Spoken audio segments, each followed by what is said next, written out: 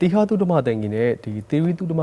တန်ကြီးဒီလိုတန်ဖိုးမဖြတ်နိုင်တဲ့တသနာဆိုင်ရာဘွဲတွေလည်းအများကြီးရခဲ့တယ်လူဒန်းမှုတွေလည်းအများကြီးရပ်တည်ခဲ့တယ်နောက်ပြီးတော့ဒီပရိဟိတလုပ်ငန်းတွေနဲ့လက်ရှိအချိန်မှာပျော်မွေ့နေတာကိုကျွန်တော်တွေ့မြင်ရပါတယ်အဲ့ဒီဘိုင်းနဲ့ပတ်သက်ပြီးတော့အလှူဒန်းနဲ့ပတ်သက်ပြီးတော့ရဲ့ဆောင်ရွက်ချက်တွေကိုသိချင်တာပါခင်ဗျာဟုတ်အလှူဒန်းနေတော့တားအများကြီးပဲဟို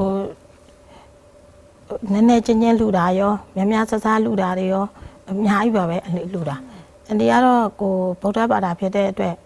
ကိုဗုဒ္ဓတာနာကျော်ကြီးဟိုအရှိစံတည်တတ်မှုအတွက်လုပ်နေတဲ့ဖရာတာတော်တန်ဃာတော်တွေအတွက်ကျောင်းကန်စရက်တွေနောက်ပစ္စည်းလေးပါထောက်ပံ့တာတွေဒါတွေလည်းအနေလှူတယ်အနေခုချိန်ထိလူတန်းခဲ့တာဆိုတိမ်မောင်း1000ကျော်လောက်ကိုရှိပြီတာအဲ့ဒီအလှူတွေထဲမှာနေကဟိုပကံညာအောင်ပေါ့လွန်ခဲ့တဲ့18နှစ်20အဲ့ဝင်းကျင်လောက်ကအနေတို့ကဘုရားဘုရားပကံညာအောင်ကိုတွားရလေတွားတော့အနေတို့အဲ့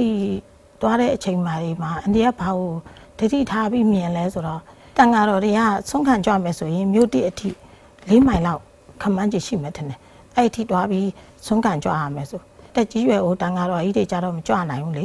မကြွနိုင်တော့အရန်လူကျင်တာအဲ့ဆုံးကိစ္စလေးအဆင်ပြေအောင်လူဖို့အတွက်အနေကဘာကိုစဉ်းစားလဲဆိုဝါတွင်း3လမိုးတွင်းကာလဆိုရင်တို့လှူဒန်းဖို့လှူခံကြဖို့ဆုံးခံကြဖို့ပိုခက်မယ်ပေါ့အနေကဒီပကံညာဦးမှာလွန်ခဲ့တဲ့16နှစ်ကစလိုက်တာအနေတယောက်တည်းပဲစာအိတ်100နဲ့အနေကပကံညာဦးကိုတွားပြီးစလှူတာအဲ့တော့တန်ဃာပါ300-400လောက်ပြင်ပြီးလှူတယ်အဲ့ပထမလှူတော့နံပါတ်1အခက်ခဲအဲ့တန်ဃာတော်တွေကြွလာဖို့အတွက်အနေတို့ကကားစီစဉ်ပေးဖို့လိုအပ်တယ်တန်ဃာတော်တွေကိုပင့်လာပြီးရင်အနေတို့လှူတဲ့စာအိတ်တွေနဲ့ပြန်ပြီးကားပေါ်ပြန်လိုက်တင်ပြီးကျောင်းကိုပြန်ဖို့အဲ့လိုတွေလို့တော့အနေကပထမတစ်နှစ်ကားငှားရတယ်ဒုတိယတစ်နှစ်ကားငှားရတယ်တတိယနှစ်ကျတော့အဲ့မြို့ကနေကစီပဲထည့်ပေးပါကားခမယူတော့ဘူးနောက်2နှစ်လောက်စီပဲထည့်ပေးရတယ်ကားခမယူနောက်4နှစ်5နှစ်6နှစ်ကျတော့အနေလောက်တဲ့ဟိုလှူတဲ့အလှူလေးတွေဟိုအချိန်ကြီးများလာတော့မြို့ခံတွေကလည်းဝိုင်းလှူလာကြတယ်ဒီအနီးနားတစ်ဝိုင်းမှာရှိတဲ့မြို့နယ်ကတန်ဃာတော်တွေကလည်းအန်ဒီတို့သူတို့ကိုလည်းထည့်လူပေးပါပါလူပေးပါဆိုအဲ့လိုတွေတန်ဃာတော်လည်းလူခံလာတော့အန်ဒီက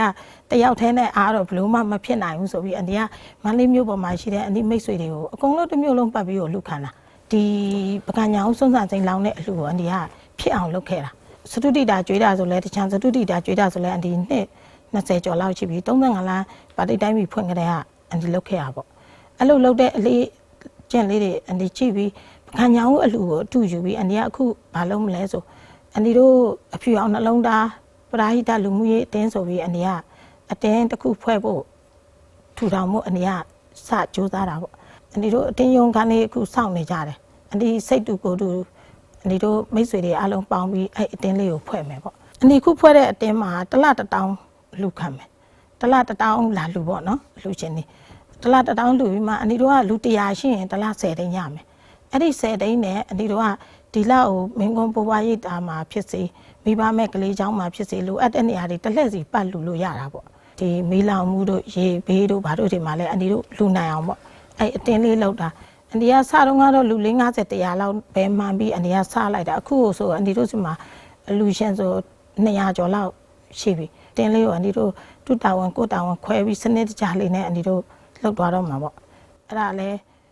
ဒါအခုလိုမိတာလဲကျေးဇူးတင်ပါတယ်အန်ဒီတို့အတင်းကိုလူချင်းနဲ့လူရှိရင်လဲဗမာတပြည်လုံးကဝိုင်းဝန်းလှူပေးလို့ရတာပေါ့နော်အန်ဒီကတော့ပူရှာနေတဲ့ဟိုတယောက်လူတယောက်စီကပတ်စံ1000အလှူခံရရင်လိုအပ်တဲ့လူတယောက်စီမှာ1000လှူနိုင်မယ်ဆိုထိရောက်လှူနိုင်မယ်ဆိုအဲ့လိုစိတ်နဲ့အန်ဒီတော့ဒီအတင်းကိုစပြီးထူထောင်ထားတာပေါ့ဒါဟုတ်ကဲ့ပါအန်ဒီရဲ့ဘဝကိုဒီမှတ်တမ်းတင်တဲ့အခါမှာတကယ်တုံညဘဝကနေပြီးတော့လက်ရှိရတနာတိုင်းပြည်စောက်လုပ်ရေးလုပ်ငန်းကိုဂုံတိတ်ခါပိုင်းဆိုင်ရာမှာလုံးဝမထိခိုက်ပဲနဲ့ရပ်တည်ခဲ့တယ်။အဲ့ဒီအပိုင်းတွေထဲကနေပြီးတော့ဒီနေ့ Let's Talk အစီအစဉ်မှာရှင်းပြပြောပြပေးသွားတဲ့အကြောင်းအရာတွေကိုမြန်မာအမျိုးသမီးပရိသတ်တွေလည်းအထူးပဲနှစ်သက်မယ်။အနည်းစီကအားကြအတူယူစီအကြောင်းအရာတွေအများကြီးကြားရမယ်ဆိုလို့ရှိရင်တော့တင်ဆက်ရကြုံနှက်ပါတယ်အနည်းကျေးဇူးအများကြီးပဲတင်ပါတယ်ဒီအစီအစဉ်ကနေပြီးတော့အနည်းနေနဲ့ရင်တွင်မြစ်တာစကားများကိုလည်းမှတ်တမ်းတင်ခြင်းပါသေးတယ်ခင်ဗျာဟုတ်အန်ဒီကတော့အမျိုးသမီးဆိုတော့အမျိုးသမီးတွေဘက်ကပဲဒါဟိုကုညီဖိမပြီးမှပဲပြောချင်တာပေါ့နော်အဓိကကတော့ပတ်ဝန်းကျင်ကဘလူတွေပဲပြောဆို ကိုယ့်ရဲ့လှုပ်ဆောင်မှုမှန်ကန်မှုပဲအရေးကြီးတာပေါ့တကယ်တော့အောင်မြင်တဲ့လမ်းကြောင်းတစ်ခုပေါ်မှာဒီလူတွေပြည့်ကျက်မနေဘူးပေါ့တကယ်ကိုဇွဲရှိတဲ့လူနဲ့တကယ်ကိုဇွဲလုံးလာဝရိယနဲ့လှုပ်တဲ့လူတွေလောက်ပဲရောက်လာကြတာခုနအနီပြောတယ်လို့သူတို့စိတ်မှာထင်ရမြင်ရသူတို့ကောင်းတယ်မြင်ကောင်းပြောလိုက်ဆိုးတယ်မြင်အဆိုးပြောလိုက်ဒါတွေကိုလိုက်ခံစားပြီးမှကိုယ်လုပ်ငန်းတွေကိုကိုအပြတ်ခံမယ်ဆိုရင်တော့တိုးတက်လာမှာမဟုတ်တာဘာပဲပြောကိုတာသမီတွေဒီကိုအတွက်ခွန်အားတစ်ခုလိုပဲတွက်ပြီးမှဆက်ပြီးအလုပ်လုပ်စေချင်တယ်မျိုးသမီးတွေကိုပေါ့နော်အခုလက်ရှိအောင်မြင်နေတဲ့အနေထားလေးကိုပဲမြင်ကြတာပေါ့သူတို့ဘဝမှာဒီအောင်မြင်ဖို့အတွက်ဘာတွေရင်းနှီးခဲ့ရတယ်ဘာတွေဆုံးရှုံးခဲ့တယ်ဘာတွေနစ်နာခဲ့တယ်အန်ဒီတို့ဆိုဒီချိန်နေထိရောက်ဖို့ဆိုအနည်းမှာဆုံးရှုံးတာတွေအများကြီးပဲတာအန်ဒီကကြတော့စီးပွားရေးဘက်မှာအန်ဒီကအရန်မဲခဲ့တော့လေအန်ဒီတာသမီလေးတွေကိုအန်ဒီကအုပ်ချုပ်မှုဘိုင်းမှာတော်တော်လေးအားနည်းခဲ့တယ်အဖေနဲ့အမေကအန်ဒီတို့တကယ်ကိုစင်စင်ရဲနဲ့ရှာပြီးတော့ကြွေးခဲ့တာလေကြွေးခဲ့တော့အန်ဒီတို့အဆင်ပြေပြီးတော့ချမ်းသာလာတဲ့အချိန်မှာမိဘကိုအိမ်ခမ်းမှာထားပြီးအင်မတန်မှအန်ဒီတို့ကပြန်ပြီးကျေးဇူးဆက်ချင်တာဆက်ချင်တော့အန်ဒီအဖေကဒီဆုံးသွားတာမကြသေးဘူးတဲ့အန်ဒီတို့ဒီတကယ်ကိုအဖေကိုကောင်းမွန်ထားနိုင်တဲ့အခြေအနေတစ်ခုမှာရောက်မှအဖေကတို့ကအတက်ကြီးတော့လာရှိုးကိုပဲနေချင်တာလာရှိုးကနေမန္တလေးမှာအန်တီစီကိုလာလဲတာအန်တီကိုတူတာသမီလေးတွေကိုအကုန်လုံးကိုပေါ့စောင်းရှောက်ဖို့တွေပါမကြာခဏမှာတာအန်တီကိုအရန်အားကိုးတာအဲ့နေ့ကဆိုအန်တီကဒီအလုပ်ကိစ္စတစ်ခုနဲ့စီဝေးလေးရှိတော့အန်တီကစီဝေးသွားမှာအဲ့ချိန်မှာအဖေကအန်တီကိုဒီသူခေါင်းနည်းနည်းမူးတယ်ပေါ့ခေါင်းနည်းနည်းမူးတယ်မျက်စိလည်းကြည့်ရတာနည်းနည်းဝါးတယ်ဟဲ့တဲ့နေရတာတိတ်မကောင်းတဲ့လို့ပြောတယ်ပြောတော့အန်တီကဒါဟိုတမန်လောက်ပဲပေါ့နော်ခါတိုင်းဖြစ်နေကြလိုမျိုးပဲလို့အန်တီထင်ပြီးအန်တီရောင်းမနဲ့အန်တီကအဖေကိုထားပြီးမှအန်တီကစီဝေးကိုထွက်သွားလိုက်တာအဲ့ချိန်မှာပဲဖေကအုံနောက်ကျော်တွေကျော်ပြတ်သွားတာဖေကိုဘလို့ဖြစ်ဖြစ်အမားတို့ဟိုမကဲလိုက်နိုင်ဘူးပေါ့နော်ဒါတွေကလည်းအန်တီတို့ဘဝမှာဒီအလုပ်တွေဒီအလုပ်အောင်မြင်ဖို့အတွက်ဒီအလုပ်နောက်ကိုပဲမဲလိုက်နေတဲ့အချိန်မှာဒီဆုံးရှုံးသွားတဲ့ကြီးမားတဲ့ဆုံးရှုံးမှုကြီးတွေပေါ့အဲ့လိုတွေလည်း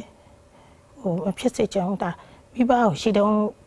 ဟိုဆောင်းချောက်စေချင်တာပေါ့အန်တီမှာအခုအမေကြနေရလေအမေတို့တော့အန်တီကအရန်ကြည့်ဆိုင်တယ်အမေတို့တော့ဘာမှလုပ်လေသေးမရှိအောင်ကိုအန်တီကပြန်ပြီးကျေးဇူးဆက်နေရပေါ့ဒါတို့လည်းမိဘရှိရင်မိဘကိုတကယ်ကြည့်ဆိုင်ပါတာဟုတ်လားရှိတုံးလေးလေဟုတ်ကဲ့ပါခင်ဗျဟုတ်ကဲ့ပါခင်ဗျအနည်းဘုရားတွေ့ကြုံခဲ့ရတဲ့အတွေ့အကြုံတွေကြုံတွေ့ခဲ့ရတဲ့အခန်းကဏ္ဍတွေအများကြီးရှိပါတယ်ခင်ဗျအခုလိုမျိုးမှတ်တမ်းတင်ခွင့်ပြုတဲ့အတွက်လည်းကျေးဇူးအများကြီးပဲတင်ပါတယ်လေးလာတင်ယူစရာတွေလည်းအများကြီးရပါတယ်ခင်ဗျအမျိုးသမီးတို့အတွက်ဆိုလို့ရှိရင်ပို့ပြီးတော့မှတန်ဖိုးမဖြစ်နိုင်တဲ့ဘဝအတွေ့အကြုံတွေကို sharing လုပ်ပေးတဲ့အတွက်ကျေးဇူးအများကြီးပဲတင်ပါတယ်ရတနာတိုင်းပြည်စောက်လုပ်ရေးအနေနဲ့ကလည်းအခက်အခဲဘယ်လောက်ရှိ